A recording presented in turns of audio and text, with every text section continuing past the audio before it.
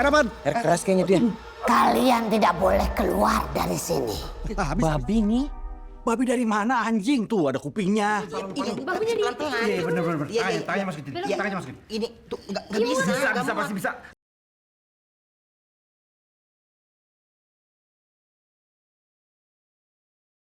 Film horor komedi yang disutradarai oleh Herwin Novianto ini menggabungkan kisah Kang Mak dengan Nenek Gayung. Merupakan sequel dari film Kang Mak versi Indonesia yang dirilis tahun 2024. Film ini menampilkan sosok Kang Solah yang merupakan teman seperjuangan Kang Mak saat berperang melawan Inggris. Setelah berurusan dengan istri Kang Mak yang bernama Sari, mereka melanjutkan perjalanan menuju ke kampung halaman Solah sendiri.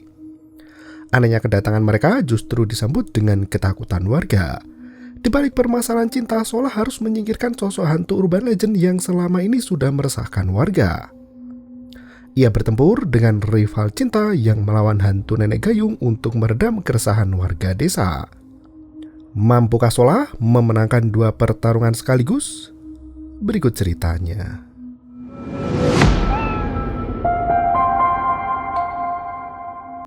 Pagi itu Bu Ayu sibuk melakukan meditasi untuk mempersembahkan ubur rampe dan dupa. Sebagai seorang pemandi jenazah, Ayu harus menetralkan energi dalam diri agar tidak diganggu oleh jasad yang telah dimandikan. Sambil membaca mantra, Ayu mengambil 1 dupa dan dilempar ke tengah sungai. Tanpa disangka, jenazah manusia terlihat mengambang di permukaan setelah terjepit di dasar air. Wanita itu langsung mengangkat jenazah dan dimandikan di dalam rumah. Nenek akan mandiin kamu sekarang. Seorang warga ada yang melihat kejadian itu dan melaporkan pada kepala desa. Ayu membersihkan mayit yang ditemukan mengambang di air sungai itu. Ia memandikan dengan penuh ketulusan hati agar si mayit bisa mati dengan tenang. Ia juga mendoakan supaya arwah mendapat tempat terbaik di kehidupan yang baru. Hidup kamu yang baru.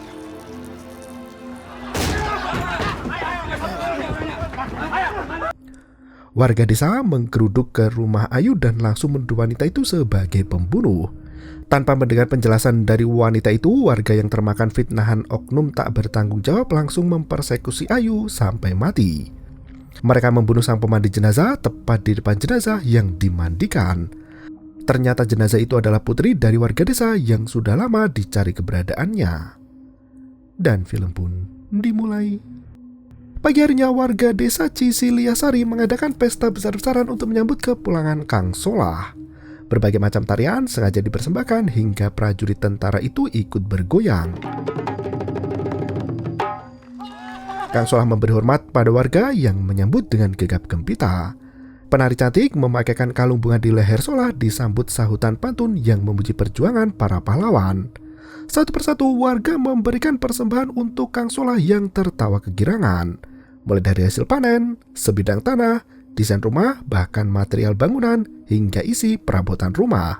Kang Solah mah tinggal pilih aja, nanti yang nyicil warga seumur hidup. Pria terakhir mempersembahkan calon istri yang bisa dipilih dengan sesuka hati. juara 2 Putri Pasar Tradisional. Calon kandidat istri Solah bukan sembarang gadis desa biasa. Mereka adalah para finalis, juara 2 dari Miss Kampung Desa. Ternyata juara satunya diborong oleh kembang desa di kampung sebelah. Solah terpaksa menolak 3 calon istri terbaik karena ia sudah memiliki idaman hati. Tapi Solah mengaku sudah lama tidak berkirim surat dengan sang kekasih. Ia ragu apakah gadis itu masih mengingatnya atau mungkin sudah melupakan Solah. Dari kejauhan sosok gadis cantik nan rupawan berlari menghampiri sang prajurit. Gadis itu memainkan selendang merah yang tertaut di lehernya. Solah memanggilnya Dara Gonzales. Warga desa menyebut ciri fisik Dara Gonzales yang memiliki tinggi badan 168 cm dan berat 45 kg. Gadis itu berkata bahwa ia sudah lama menunggu kedatangan Solah. Siang dan malam dihabiskan untuk mendoakan keselamatan pria itu hingga akhirnya bisa berjumpa kembali. Solah memocokkan bibir untuk mengecup gadis itu, tak disangka. Apa ini? Yang Dara. Pria itu sibuk bermimpi di dalam kapal saat perjalanan pulang ke kampung halaman. Solah masih bersama Bang Supra, Fajrul dan juga Jaka. Fajrul hampir terkena cium maut si Solah hingga Jaka menyogokkan kakinya ke hidung pria gempal itu. Untungnya Solah terbangun mencium bau busuk yang berasal dari kaki Jaka. Solah menceritakan mimpinya dengan penuh bahagia bahwa ia akan segera menikahi Dara begitu sampai di kampung halaman. Ia mengundang ketiga rekannya itu untuk menghadiri pesta pernikahannya nanti. Fajrul menolak untuk singgah di kampung Solah karena ia sudah kangen rumah. Rencana perjalanan masih sama seperti semula. Mereka menurunkan Solah di kampungnya dan lanjut pulang ke desa masing-masing. Bang Supra membujuk Jaka dan Fajrul untuk singgah sehari di kampung Solah agar bisa berkenalan dengan Dara Gonzales. Nelayan pendayung sampan itu berkata jika desa Cisiliasari berada tepat di seberang sungai itu. Solah tak sabar ingin bertemu dengan sang kekasih hati. Perahu sampan melaju kencang melintasi jasad seorang wanita yang mengambang di tepian. Tak disangka jenazah yang membusuk itu adalah pemandi jenazah yang mati di persekusi warga bernama Bu Ayu. Mayit itu bangkit lagi dan meneriakkan nama Solah.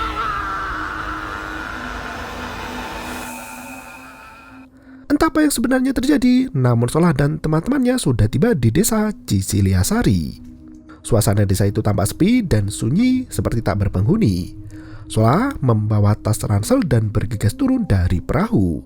Melihat teman-temannya masih duduk di perahu, Solah meminta mereka untuk singgah di rumahnya semalam saja. Bang Supra dan Jaka sudah siap turun dari perahu, namun Fajrul menolak. Mereka memilih untuk tetap di perahu untuk melanjutkan perjalanan pulang. Juga capek ketemu sama lu mulu. Solah pun berjalan kaki melewati hutan rimbun menuju ke kampung Cicilasari. Di tengah perjalanan itu, Solah sempat tersandung hingga terjatuh. Di belakangnya muncul sosok hantu wanita tua dengan rambut hitam keabu-abuan. Solah menoleh ke belakang, tapi hantu itu sudah menghilang.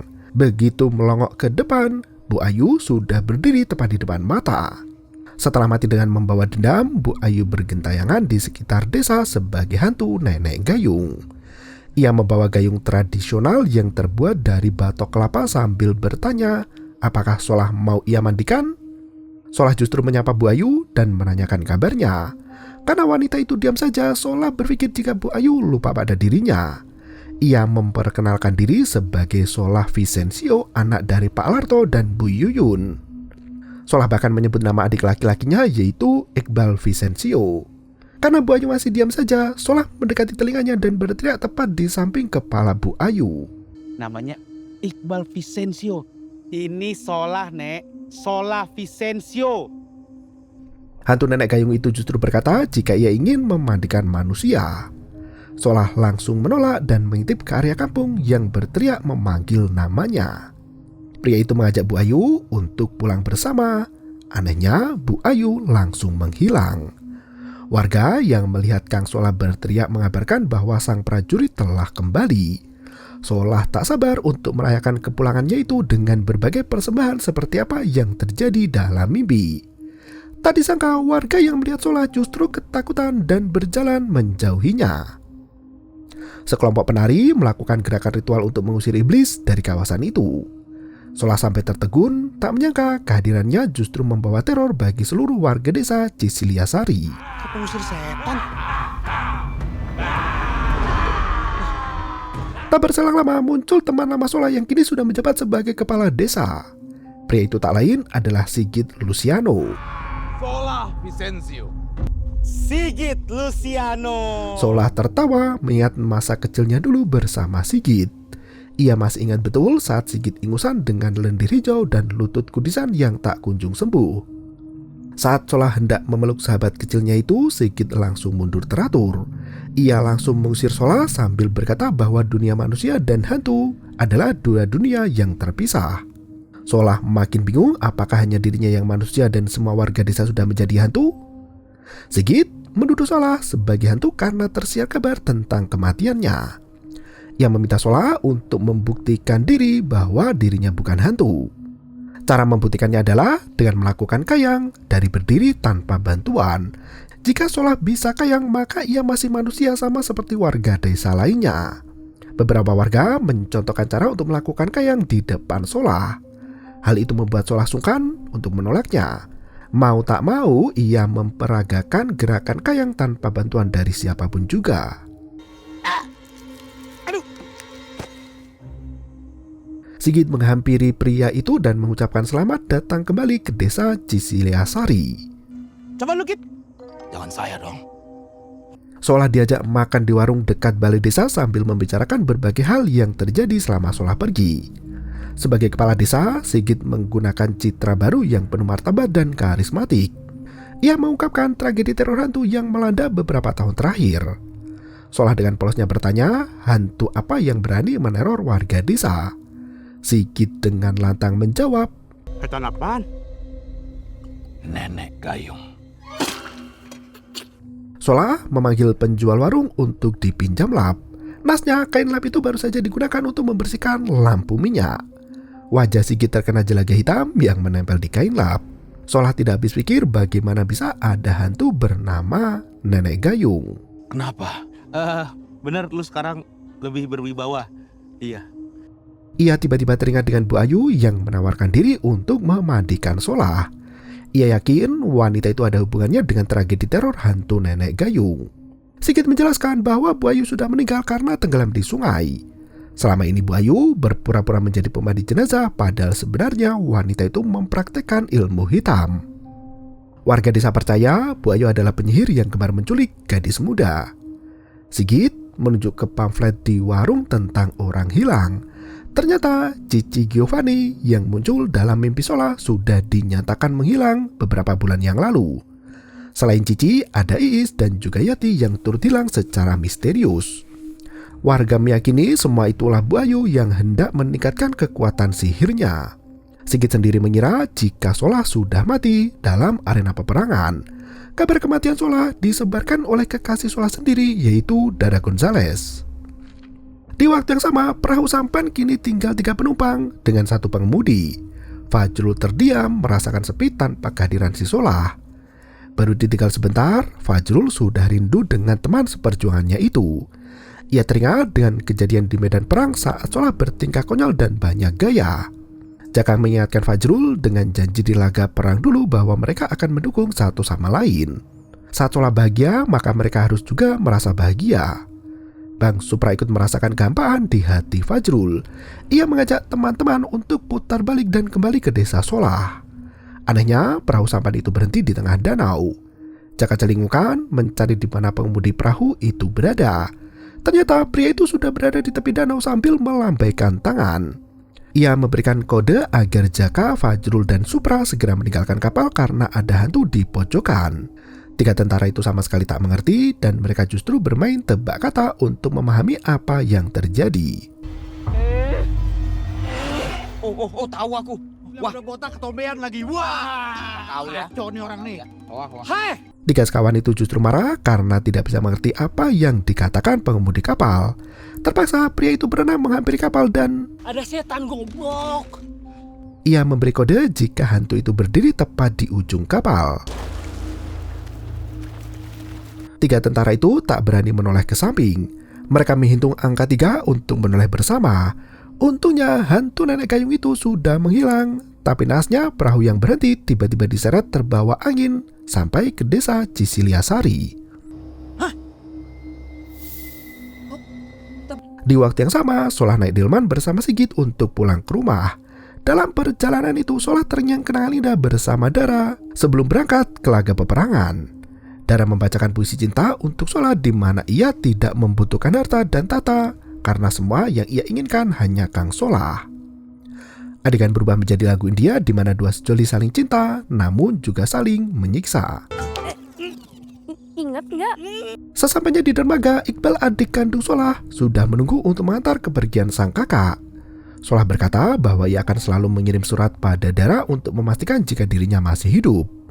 Solah berjanji akan melamar Dara ketika pulang dari medan laga. Sebelum pergi, Solah berpesan pada Iqbal untuk menjaga Dara agar tidak diambil orang. Iqbal justru mendoakan Solah agar pergi dengan tenang, seperti akan mati di pertempuran. Tak berselang lama, Bu Ayu datang sambil membawakan makanan. Ia sudah membuat makanan favorit Solah agar lebih semangat dalam bertempur melawan musuh. Solah berbisik di telinga Bu Ayu untuk menitipkan Dara agar tidak diambil orang. Bu Ayu justru menangis sesenggukan sambil menatap ke bawah.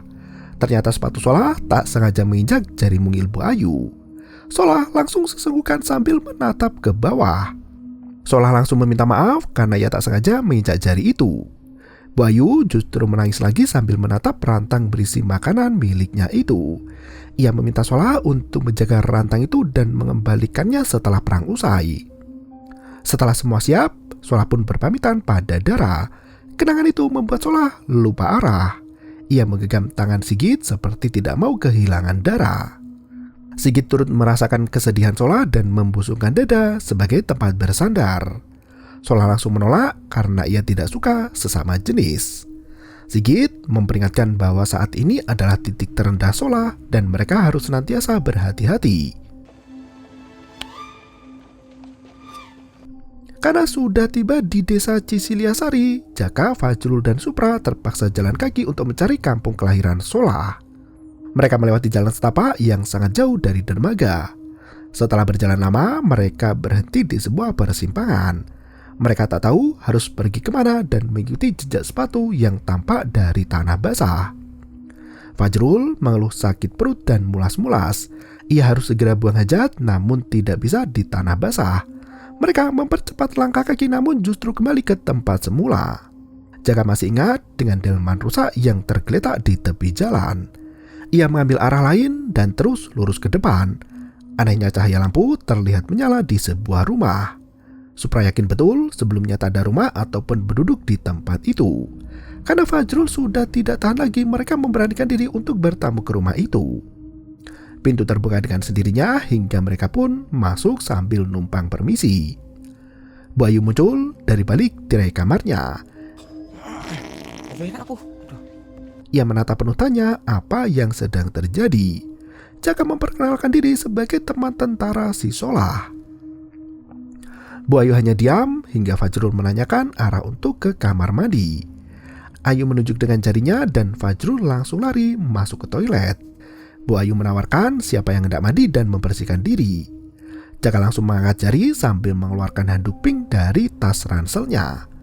Bu Ayu berkata hendak menyiapkan makanan untuk mereka. Supra menunggu sendirian di ruang tamu sambil mengistirahatkan badan. Jaka sudah masuk ke kamar mandi dan mendengar suara air di ruang sebelah.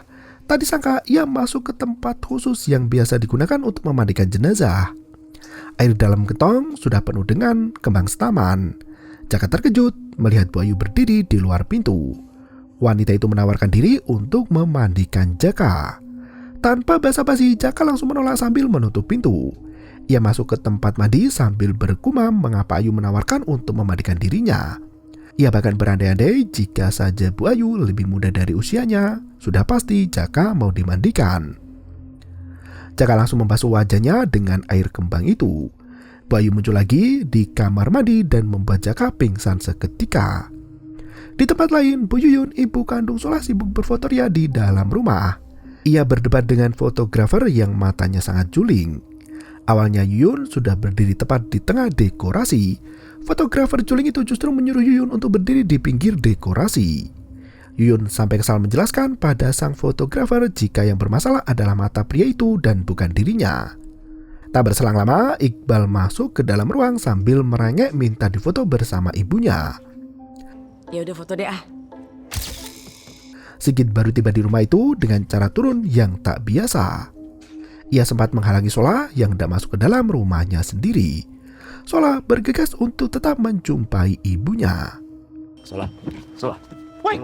Solah. Tepat di rumah tertera foto Yuyun, namun foto Solah sama sekali tak ada di rumah itu. Di tembok samping terlihat foto Pak Larto yang juga merupakan veteran perang. Solah langsung hormat di depan foto ayahnya untuk menghormati perjuangan sang ayah di masa lalu. Sebagai keluarga Vicencio, Solah merasa terhormat untuk mengemban tugas bela negara. Dua pembantu di rumah itu terkejut bukan main saat melihat keberadaan Solah di sana. Mereka justru berteriak ada hantu yang menyerupai Solah.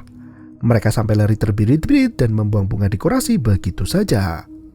Solah masuk ke ruang tengah dan memperagakan gerakan kayang agar tidak dituduh sebagai hantu.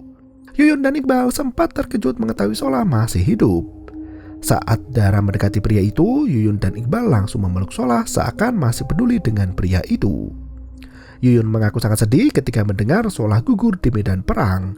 Ia merasa lega karena firasatnya selama ini benar di mana anak pertamanya itu masih hidup. Yuyun mengungkapkan jika hari itu mereka sibuk mempersiapkan proses pernikahan Dara dengan Iqbal. Dara sangat bersedih melihat Sola di depan mata. Ia lari meninggalkan ruangan itu untuk menenangkan diri. Yuyun masih meyakinkan Sola bahwa Iqbal adalah jodoh terbaik untuk Dara. Ia meminta restu dari Sola agar Iqbal bisa menikahi Dara. Fajrul baru saja selesai buang air besar dan bingung mencari gayung di toilet itu. Gayung yang terbuat dari batok kelapa itu mencuat dari dasar gentong yang berisi air keruh.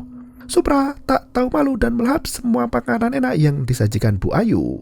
Fajrul langsung bergabung di meja makan sambil mengambil secentong nasi. Centong yang digunakan Fajrul sampai terjatuh karena terburu-buru ingin makan. Ia mengajak Ayu untuk ikut makan, namun wanita itu berkata hendak memandikan mayat terlebih dahulu. Fajrul sudah curiga dan mengambil centong sambil mengintip dari selangkangan. Benar saja, sosok Bu Ayu yang sebenarnya adalah hantu urban legend Nenek Gayung. Setelah hantu itu pergi, Fajrul menunduk kembali. Ia bisa melihat bangunan rumah itu sebagai tempat terbengkelai yang penuh dengan laba-laba. Bahkan Bang Supra tampak menelan cacing pita dan kelabang yang bergelayutan di mulutnya. Fajrul langsung menampol mulut Supra untuk menyadarkan halusinasinya itu.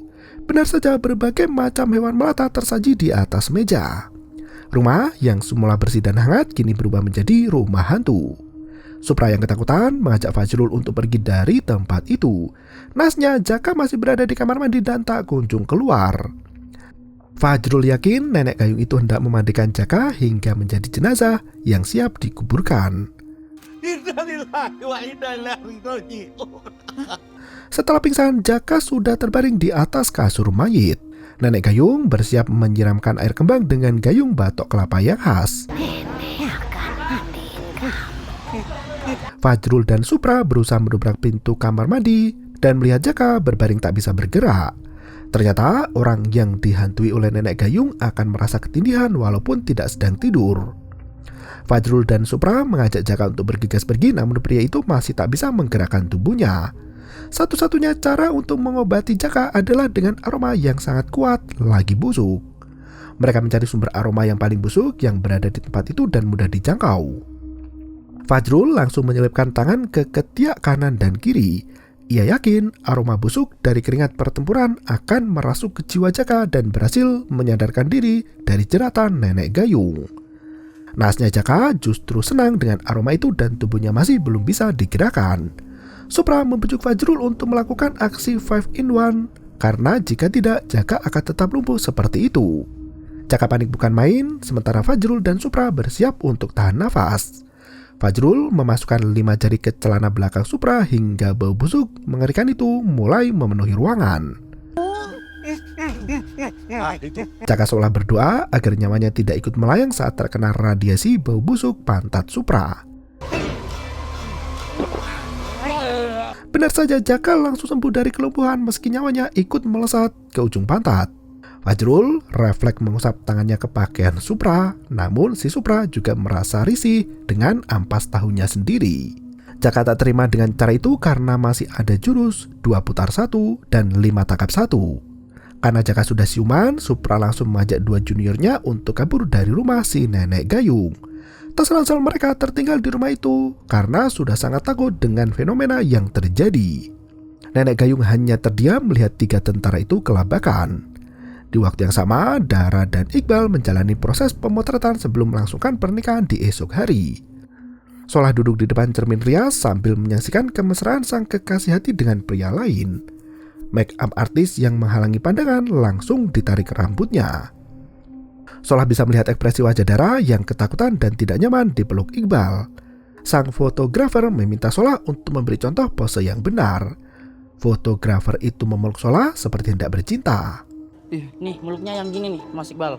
Yuyun memarahi fotografer juling itu karena kerjanya lamban sekali. Tak disangka sosok Nenek Gayung masuk ke ruang acara dengan mata merah dan wajah pucat. Yuyun meminta Iqbal untuk memanggil Pak Dukun yang bisa mengusir Nenek Gayung itu. Dara bersembunyi di belakang tubuh Solah sambil berkata jika Bu Ayu sudah meninggal dan berubah menjadi hantu Nenek Gayung. Yuyun membawa Dara untuk sembunyi di dalam kamar dan menyerahkan urusan Nenek Gayung pada Kang Solah. Pria itu dengan gagah berani meminta Ayu untuk tidak mengganggu pernikahan adiknya lagi. Nenek Gayung itu tak mau pergi dan justru mengusir Solah dari rumahnya sendiri. Tak berselang lama muncul sosok dukun sakti mandraguna bernama Kang Mas Pusi. Pria itu adalah orang yang membantu mengusir Sari di film Kang Mak sebelumnya. Ia sudah membawa berbagai macam herbal untuk mengusir arwah gentayangan itu. Ia melempar ketan merah, beras, dan jahe yang langsung mengenai tubuh Nenek Gayung. Tak disangka hantu wanita itu justru menjulurkan lidah sambil meledek Kang Mas Pusi. Sang dukun kembali mengeluarkan senjata pamungkas, yaitu abu gunung dan debu bencana alam. Ia yakin senjata itu bisa mengirim Nenek Gayung ke neraka. Kang Mas Pusi tertawa kegirangan melihat si Nenek Gayung terhembas bagi debu dan menghilang dalam sekejap mata. Solah menghampiri dukun itu untuk memberi selamat dengan berjabat tangan. Tak disangka Kang Mas Pusi berhasil tertangkap dan dibawa masuk ke tempat pemandian jenazah. Dukun gadungan itu langsung memohon ampun pada Nenek Gayung. Ia mengaku kalah dan tidak bisa mandi menggunakan air dingin. Kang Mas Pusi lebih nyaman dimandikan menggunakan air hangat. Tanpa mendengar banyak alasan, Nenek Gayung langsung menyiram pria itu dengan air kembang yang dingin. Istirahat di sini bentar. Di waktu yang sama, Supra, Fajrul, dan Jaka sudah berjalan di tengah hutan untuk mencari keberadaan Solah. Mereka mulai lelah dan kelaparan karena sejak siang tadi belum makan. Fajrul berinisiatif untuk mencari makan yang ada di dalam hutan. Tak berselang lama, Fajrul kembali dengan membawa buah kecubung. Fajrul sudah memakan buah itu dan menawarkan pada Jaka. Supra dan Jaka langsung menolak karena mereka tahu buah itu bisa memicu halusinasi. Awalnya, Fajrul masih baik-baik saja. Setelah menghabiskan beberapa buah, ia langsung pusing dan ngelantur. Sorry. Supra sampai tertawa melihat tingkah Fajrul yang berhalusinasi. Fajrul melihat Jaka seperti gorila dan melihat Supra seperti lampu bolam yang sangat besar hingga menyala terang. Saking mabuknya, Fajrul sampai mengira pohon sebagai Solah. Ia mengajak pohon itu untuk ikut jalan. Karena pohon itu tak bergerak, Fajrul langsung mengamuk sambil menendang. Saat mereka melenggang pergi, Kang Mas Pusi muncul di bawah pohon besar. Dukun gadungan itu tidak bisa bergerak dan mengerang tanpa henti. Supra kembali menggunakan jurus 5-in-1 dan menempelkan telapak tangan menyengat itu ke Kang Mas Pusi. Fajrul ingat dengan dukun gadungan itu yang pernah melawan Sari di film Kang Mak. Kang Mas Pusi menjelaskan jika ia tertangkap oleh hantu Nenek Gayung dan terkena cipratan airnya sampai jadi lumpuh. Nenek Gayung sengaja menaruh dukun itu di bawah pohon agar bisa bertemu dengan pria 3 sekawan. Kang Mas Pusi diberi tugas untuk membantu arah dan menuju ke rumah Kang Solah. Sebenarnya ia diminta untuk mengantar mereka sampai depan rumah. Tapi dukun itu banyak berkelit dan menunjukkan dengan jari. Ayo, kita ke rumah Solah yuk. Di waktu yang sama, Solah mendekati Dara yang menangis di teras rumah. Dara langsung meminta maaf atas apa yang terjadi. Solah sebenarnya sudah menerima pernikahan itu sebagai takdir yang ditentukan Tuhan. Dara mengaku tak tahu jika Solah masih hidup. Dara tak mengerti mengapa Solah tak mengirim surat kepadanya. Solah bingung dan menjelaskan jika ia selalu mengirim surat untuk Dara namun tidak pernah mendapat balasan. Solah bertanya mengapa Dara memberitahu orang-orang jika dirinya sudah mati. Ternyata Dara mendengar kabar itu dari Bu Yuyun, ibu kandung Solah sendiri. Dara langsung memeluk Solah sambil berkata jika ia sangat merindukan kekasihnya itu. Solah terkejut melihat bekas luka di kening Dara. Gadis itu justru tak ingat jika keningnya terluka. Iqbal berteriak memanggil Dara, namun gadis itu langsung sembunyi di bawah semak. Iqbal bertanya pada Solah di mana Dara berada. Solah berbohong dan mengaku tak tahu. Iqbal meminta bantuan Solah untuk membuatkan puisi cinta. Iqbal hendak membaca puisi itu untuk Dara di acara pernikahan mereka berdua. Solah langsung membaca puisi cintanya dengan Dara. Hal itu membuat Dara sedih dan menangis. Iqbal langsung menghafalkan puisi itu sambil melenggang pergi.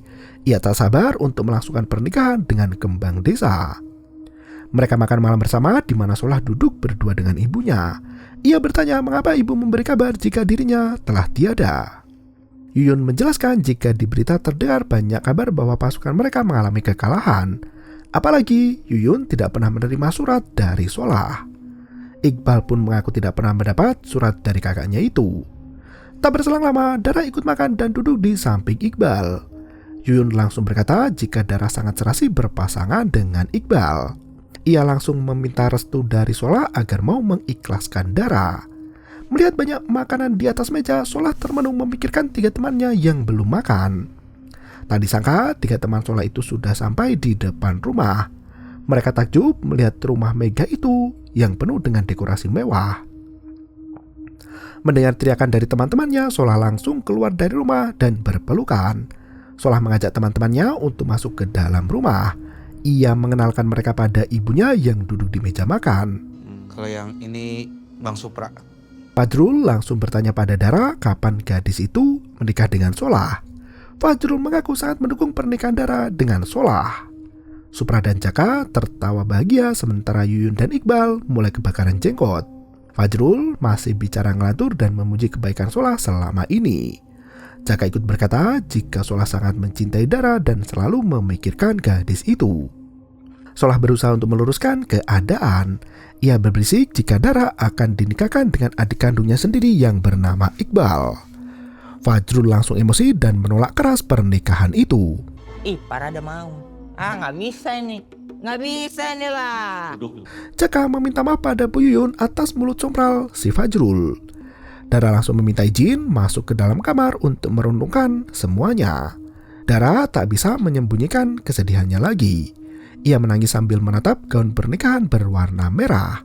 Anehnya, bunga setaman muncul di kamar Dara setelah tersiram air nenek gayung. Hantu wanita itu berdiri dengan mengenakan gaun pengantin Dara. Ia menawarkan hendak memandikan Dara agar terasa sehat saat pernikahan nanti. Dara berusaha menolak tawaran itu, tiba-tiba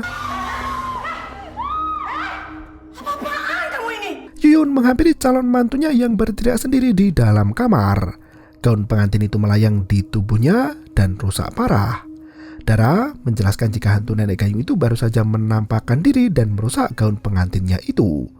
Yuyun justru menuduh Dara yang merusak gaun itu agar tidak dinikahkan dengan Iqbal. Yuyun menegaskan bahwa pernikahan itu akan tetap berlangsung dan Dara harus menjadi istri Iqbal apapun yang terjadi. Dara menangis sambil mempertanyakan mengapa Yuyun menyebar kabar bohong tentang Solah. Yuyun langsung mengancam dan berkata jika Dara menyakiti hati Iqbal, maka Dara akan menerima balasannya. Yuyun meminta para pelayan untuk memperbaiki gaun pernikahan Dara. Ia juga meminta agar semua pintu dan jendela kamar Dara digembok rapat agar tidak bisa kabur. Sementara itu Supra mengajak Solah untuk mengatur strategi. Ia tahu Solah sangat mencintai Dara. Mereka berencana untuk membawa Dara kabur dari rumah itu sebelum pernikahan berlangsung. Ternyata Solah sendiri tak tega melihat adiknya terluka. Ia baru tahu jika selama ini Iqbal sangat mencintai Dara. Ia bersedia mengalah demi membahagiakan hati Iqbal. Setelah semua orang masuk ke dalam kamarnya, Yuyun dan Iqbal masih merencanakan hal gila. Mereka hendak membakar semua surat yang dikirim Solah pada Dara. Iqbal sendiri tak tahu jika selama ini kakaknya rajin mengirim surat untuk Dara. Yuyun langsung menyetil mulut Iqbal. Ia sengaja melakukan itu demi menuruti keinginan Iqbal yang menaruh hati pada si kembang desa. Iqbal justru tersentuh saat membaca surat dari kakaknya pada Dara. Ia tak menyangka sang kakak pandai berkata-kata hingga membuat siapapun jatuh hati. Yuyun justru merusak surat itu dan melemparkannya ke dalam kobaran api yang membara. Anehnya, api itu langsung padam dan semua surat dari Solah masih utuh. Saat Iqbal hendak menyalakan korek api, angin langsung datang untuk memadamkan api itu. Iqbal diserang oleh sosok nenek gayung yang bersikeras hendak memadikan si anak manja. Yuyun tak terima dan meminta anaknya dilepaskan. Nasnya, nenek gayung langsung menghilang dengan membawa Iqbal bersamanya. Yuyun tak terima dan bersumpah untuk memberi pembalasan. Di tempat lain, Supra masih membujuk Solah untuk menggagalkan pernikahan Iqbal. Solah justru tak setuju dengan ide itu karena ia sangat menyayangi keluarganya. Ia pergi meninggalkan kamar di mana pintu terkunci dengan sendirinya. Fajrul, Supra, dan Jaka tak bisa keluar dari kamar itu di mana lampu mati seketika. Kepala Jaka dipukul oleh sosok misterius yang membawa gayung. Ia bingung siapa yang memukul dari belakang. Tak hanya Jaka, Supra juga mendapat pukulan yang sama di belakang kepala. Mereka bertiga dipukul kepala oleh nenek gayung yang muncul di depan mata. Ia hendak mencari mangsa yang mau dimandikan. 3 sekawan itu menunjuk satu sama lain untuk menyelamatkan diri mereka sendiri. Nenek gayung itu menyiram lantai dengan air kembang untuk menghalangi mereka bertiga agar tidak keluar dari kamar itu. Nenek menegaskan bahwa ia hanya ingin menyatukan darah dengan Solah lagi. Jika ia tidak berhasil, nenek gayung sudah tidak sabar untuk memandikan mereka bertiga. Sekarang juga saya mandikan kalian. Sosok hantu mengerikan itu menghilang dari hadapan mata. Sementara itu, Solah merenung di depan teras rumah. Ia menemukan sobekan kertas yang pernah ditulis untuk Dara. Bahkan ada juga surat balasan dari Dara yang tidak pernah sampai kepadanya. Yuyun berteriak memanggil Solah untuk meminta bantuan karena Iqbal diculik nenek gayung. Solah sangat marah pada ibunya yang menyembunyikan surat-surat itu. Yuyun justru memfitnah Iqbal dan berkata jika adik Solah memang mencintai Dara sejak dulu kala. Solah tidak bisa dibohongi dengan mudah. Ia yakin ibunya memiliki andil besar untuk memisahkan dirinya dengan Dara. Karena ketahuan, Yuyun pura-pura sakit jantung. Ia merintih kesakitan sambil meminta maaf atas perbuatan yang dilakukan Iqbal. Bahkan Yuyun bisa pura-pura menangis untuk memfitnah Iqbal. Ia mengaku tak menyangka Iqbal bisa berbuat setega itu pada Solah. Padahal yang jahat selama ini adalah Yuyun sendiri. Yuyun berhasil menipu Solah dengan topeng malaikat yang dibuat-buat. Yuyun masih berpura-pura sakit dan memohon pada Solah untuk menyelamatkan Iqbal yang kini diculik oleh nenek gayung. Yuyun memberi janji palsu jika Solah bisa menyelamatkan Iqbal, ia akan membatalkan pernikahan dengan Dara. Sebelum pergi ke markas nenek gayung, Solah menemui Dara dari luar jendela. Ia bercerita jika selama ini Iqbal menyembunyikan surat mereka berdua. Ia menyisipkan potongan surat itu kepada Dara sebagai bukti cintanya selama ini. Solah pamit pergi ke rumah nenek gayung agar bisa menikahi Dara setelah Yuyun membatalkan pernikahan itu. Dara bisa merasakan firasat buruk dan meminta Solah untuk tidak pergi. Ia berteriak jika Yuyun hanya membohongi dan membodohi Solah saja. Solah justru tak mendengar penasihat dari kekasihnya itu. Ia tetap melenggang pergi ke markas nenek gayung untuk menyelamatkan Iqbal. Supra, Jaka, dan Fajrul berhasil keluar dari kamar. Mereka bisa melewati air nenek gayung muda dan mencari kamar Dara. Mereka memeriksa setiap kamar satu persatu. Anehnya mereka justru menemukan berbagai macam karyawan yang bekerja di rumah semewah itu. Bahkan ada satu kamar khusus yang dihuni sapi polkadot. Samar-samar terdengar suara Yuyun yang sedang berbicara pada Sigit, sang kepala desa. Ternyata Yuyun bersekongkol dengan kepala desa untuk merencanakan suatu hal yang sangat jahat. Yuyun menunjukkan jimat keluarga Vicencio yang bisa melindungi dari serangan iblis. Pembicaraan itu usai dan Sigit melenggang pergi. Jaka, Supra, dan Fajrul langsung masuk ke satu kamar dan sembunyi dari Yuyun. Tak disangka kamar itu berisi meja ritual dan persembahan setan yang sangat menakutkan. Jaka dan Fajrul ribut membicarakan patung hewan yang mirip seperti anjing tapi memiliki hidung babi. Saat mereka terjebak di kamar itu, Yuyun tiba-tiba masuk untuk sembahyang. Wanita itu meminta jimat Kalaga Manuk untuk mengalahkan hantu nenek gayung. Beri saya kekuatan Kalaga Manuk. Anehnya, Yuyun jatuh pingsan tanpa tahu apa penyebabnya. Tak berselang lama wanita itu bangkit dengan rambut yang berbeda. Ia mendapat kekuatan baru setelah meminta pada iblis. Jaka, Fajrul, dan Supra terpaksa sembunyi di ruang persembahan itu dan menyatu dengan berbagai macam properti. Yuyun tertegun melihat sosok tinggi besar yang berdiri di depan mata. Ternyata Fajrul menyamar sebagai hantu Kalaga Manuk. Yuyun langsung bersimpuh sambil memuja iblis gadungan itu. Supra menjadi orang terbawah yang menggendong Jaka dan Fajrul. Saat Yuyun sibuk berdoa, Supra sudah tidak kuat menahan beban. Fajrul langsung memerintahkan Yuyun untuk putar badan. Mereka melepaskan jubah hitam dan keluar dari kamar untuk sembunyi di dalam lemari. Yuyun berlari cepat kilat setelah mendapat kekuatan baru. Jaka masuk ke dalam gentong karena lemari itu tidak muat untuk 3 orang. Yuyun berlari mendekati lemari yang ternyata berisi pakaian biasa. Untungnya ia tidak membuka lemari satunya lagi yang berisi Supra dan Fajrul. Mereka keluar dari persembunyian sambil celingukan memanggil Jaka. Mereka menggulung gentong itu agar Jaka bisa keluar dengan mudah. Kali ini mereka bersembunyi di kamar lain yang berisi gadis-gadis cantik. Ternyata mereka adalah 3 gadis runner-up yang diculik oleh Yuyun. Jaka membuka sel penjara itu dengan kunci yang ditunjukkan mereka. Dara mendengar suara 3 gadis malang itu disekap di rumah Yuyun. Mereka sebelumnya berjumlah 4 orang, namun yang satu mati tenggelam. Ternyata Yuyun mempraktekkan ilmu hitam sejak Pak Larto meninggal dunia.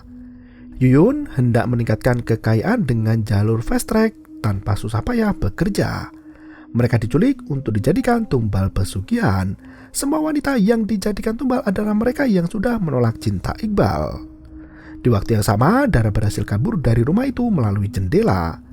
Iis, Yati, dan Cici menjelek-jelekan Iqbal sebagai anak manja yang tidak pernah bisa dewasa. Iqbal selalu mengadu pada ibunya dan sangat bajingan. Yuyun heran melihat ada gentong di tengah koridor.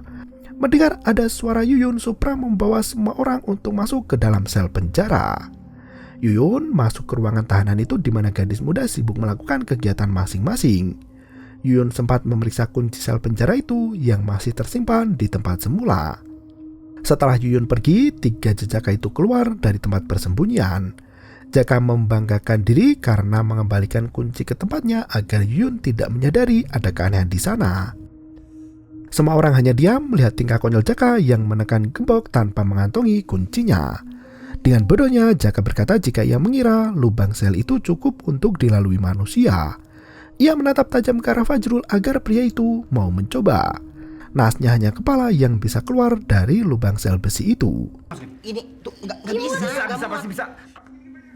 Di waktu yang sama, Dara mencari jalan untuk keluar dari rumah dan menyusul Kang Solah. Saat melewati lorong, ia mendengar suara teman-teman Kang Solah yang terjebak di dalam kamar. Dara langsung masuk ke dalam kamar itu dan menyelamatkan mereka semua. Meski mereka sudah bisa pergi, kepala Fajrul masih nyangkut di besi hingga tak bisa lepas lagi. Jaka mengusap minyak di wajah Iin untuk melumasi kepala Fajrul. Dengan cara itu, Fajrul bisa melepaskan kepala dari jepitan besi berkarat. Dara meminta 3 gadis itu untuk melaporkan apa yang terjadi pada warga desa. Sementara Dara dan 3 teman Solah menyusul ke markas Nenek Gayung. Solah bingung melihat rumah Bu Ayu yang sudah terbengkelai dan tidak terawat. Ia masuk ke dalam rumah itu sambil memanggil Iqbal berulang kali. Bal. Solah berjalan menyusuri setiap ruangan untuk mencari keberadaan adiknya itu. Nenek Gayung muncul di belakang Solah, namun langsung menghilang begitu Solah menolehkan muka. Ia berhasil menemukan Iqbal yang sakit lumpuh di atas tempat pemandian jenazah. Karena Iqbal tak bisa bergerak, Solah menggunakan bau nafasnya untuk menyembuhkan adiknya itu. Untungnya bau nafas Solah masih sangat busuk dan cara itu sangat jitu. Ia membawa Iqbal untuk segera pergi dari rumah Nenek Gayung. Nasnya Solah terkunci di dalam kamar mandi. Sementara Iqbal langsung lari meninggalkan sang kakak. Nenek Gayung muncul di sudut ruangan. Ia mengaku sudah menunggu lama untuk bertemu dengan Solah. Dara dan 3 teman Solah masih berada di perjalanan menuju ke rumah Nenek Gayung. Saat itu Solah sudah berada di tempat pemandian untuk dimandikan oleh hantu Nenek Gayung. Solah masih menolak dan berkata jika ia sering membersihkan diri di rumah dengan air sabun dan juga sampo. Karena Nenek Gayung itu masih bersikeras hendak memandikan Solah, akhirnya Solah menyiram tubuhnya sendiri hingga beberapa kali. Lagi nih, tuh. Saat Solah hendak pergi, tubuh dan pakaian pria itu langsung kering. Nenek Gayung berkata jika ialah yang harus memandikan Solah. Tubuh pria itu langsung menurut dan tidur di atas pemandian. Nenek Gayung mulai menyiram dari kepala sampai kaki. Ternyata Solah bisa melihat masa lalu saat tubuhnya dimandikan Nenek Gayung. Semua itu berawal ketika Ayu melahirkan anak. Ternyata Solah bukan anak kandung Yuyun, melainkan anak kandung Bu Ayu. Pak Larto melakukan nikah siri dengan wanita itu untuk mendapat anak pertama. Yuyun langsung mengambil Solah dari Ayu karena dirinya belum mendapat momongan setelah lama menikah dengan Larto. Bahkan Ayu dicerai saat itu juga agar anaknya tidak mengenal sang ibu kandungnya yang bekerja sebagai pemandi jenazah. Larto menggores telapak tangan Ayu menggunakan darah untuk cap 3 jari. Ia sudah menyiapkan surat perjanjian di mana Ayu tidak akan bertemu dengan anak kandungnya lagi.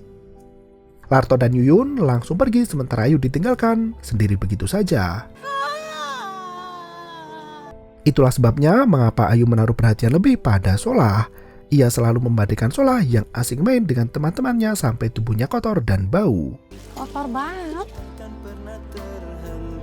Bahkan Ayu mengajarkan matematika pada Solah dan mengikuti perkembangan sampai dewasa. Ayu sangat mendukung hubungan Solah dengan Dara, bahkan saat Solah pergi berperang, Ayu memberikan doa terbaik agar Solah bisa pulang dengan selamat. Solah teringat pernah berpesan pada Bu Ayu untuk menjaga Dara karena ia hendak melamar gadis itu sepulang dari peperangan. Solah terbangun melihat semua hal itu dan ia langsung meminta maaf pada Bu Ayu yang ternyata selama ini adalah ibu kandungnya sendiri. Solah bersimpuh di kaki hantu wanita itu. Ia memeluk putra kandungnya itu sambil meratapi kesedihan bersama. Dara dan 3 sekawan itu baru tiba di rumah Nenek Gayung setelah Solah menyelesaikan semua perkara. Subra dan Jaka menuduh Solah bukan Solah yang dulu lagi karena sudah dimandikan oleh Nenek Gayung. Mereka bertiga membungkuk ke bawah untuk melihat Solah dari selangkangan. Di waktu yang sama, Dara berlari menghampiri kekasihnya agar bisa bermadu kasih seperti dulu lagi. Tak disangka, 3 sekawan itu justru melihat kenyataan pahit yang berada di luar prediksi BMKG. Mereka berdiri untuk memberitahu Solah tentang apa yang sebenarnya terjadi. Nasnya, hantu Nenek Gayung keluar dari rumah dan menatap mereka bertiga dengan penuh ancaman kematian. Solah langsung memperkenalkan hantu itu sebagai ibu kandungnya yang asli.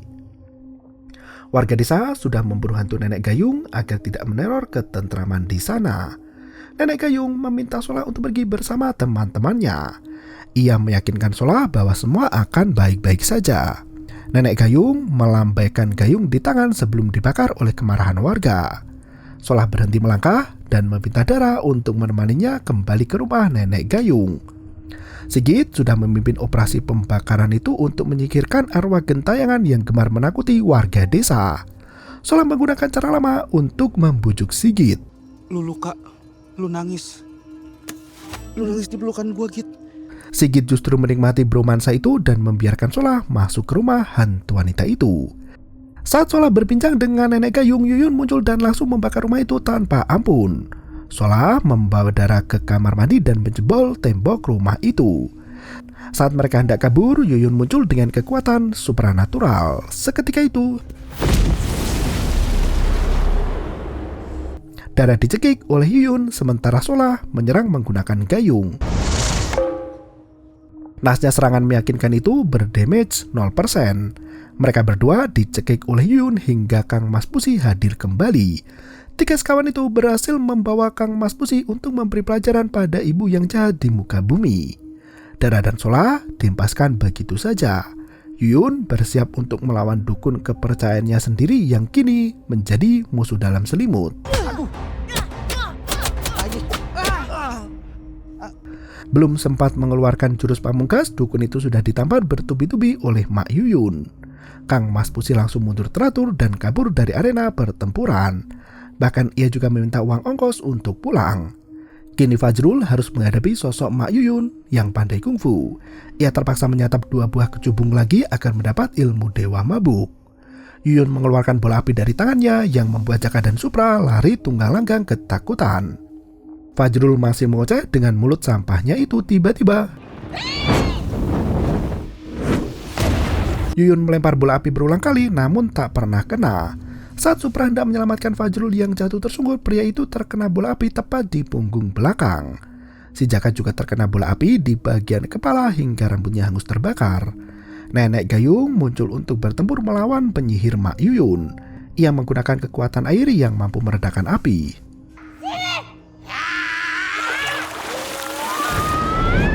Meski sempat saling serang, Mak Yuyun berhasil melumpuhkan Nenek Gayung dengan kekuatan api yang membabi buta. Solah memukul gayung itu ke tanah dan berubah menjadi gayung berukuran jumbo. Yuyun mengeluarkan tenaga api yang sangat besar untuk mengimbangi gayung itu. Tak disangka Solah berhasil memukul bola api itu hingga menghantam Yuyun sendiri dan dihempas sampai jatuh.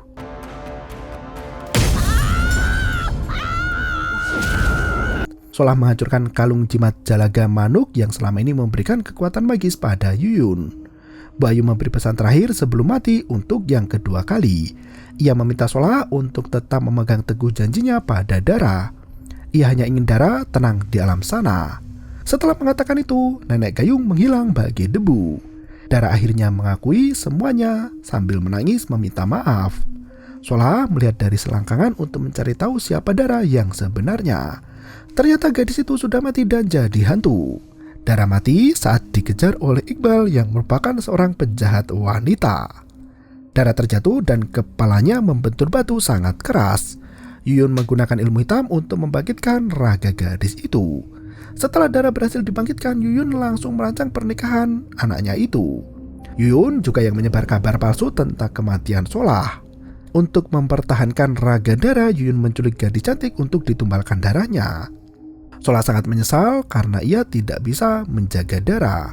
Ia justru meninggalkan gadis itu saat Dara membutuhkan bantuannya. Meski Dara sudah mati, Solah tetap melamar gadis itu. Ia membuktikan janji seorang laki-laki yang pantang diingkar. Ia melamar Dara di hadapan teman-temannya dan diterima oleh Dara. Gadis itu meminta maaf pada Solah karena waktunya sudah tiba. Ia melenggang pergi dan hancur bagi deburan bintang yang menghiasi malam. Solah menangis di pelukan 3 teman setia.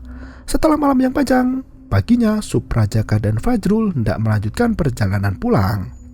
Tak disangka Solah ikut bersama mereka untuk menuju perkampungan selanjutnya. Dan film pun berakhir. Dengan mempertemukan 2 figur ikonik yaitu Kang Mak dan Nenek Gayung, film ini menjadi horor komedi yang merayat dan lekat akan kritik sosial yang mendalam. Kehadiran Nenek Gayung tidak murni untuk menakuti, namun memberi pesan moral tentang kasih seorang ibu. Ketakutan justru lahir dari persepsi yang dibuat oleh manusia jahanam seperti Yuyun. Sosok yang baik bisa tampak seperti setan akibat ulah dari fitnahan iblis keji yang memakai topeng kening ratan. Film ini menunjukkan bagaimana kepanikan sosial bisa membawa dampak yang lebih merusak dari teror hantu itu sendiri. Warga yang termakan fitnah langsung tersulut emosi dan membakar rumah Nenek Gayung yang tidak bersalah. Ternyata selama ini kesalahan bukan terletak pada figur hantu yang seram, namun pada pemikiran masyarakat itu sendiri. Trauma sosial, mitos yang dipercaya sebagai fakta dan sikap mudah percaya membuat masyarakat gampang diadu domba. Mereka justru menyerang sosok yang tidak bersalah dan melindungi sosok terjahat yang haus kuasa. Terima kasih dan sampai jumpa.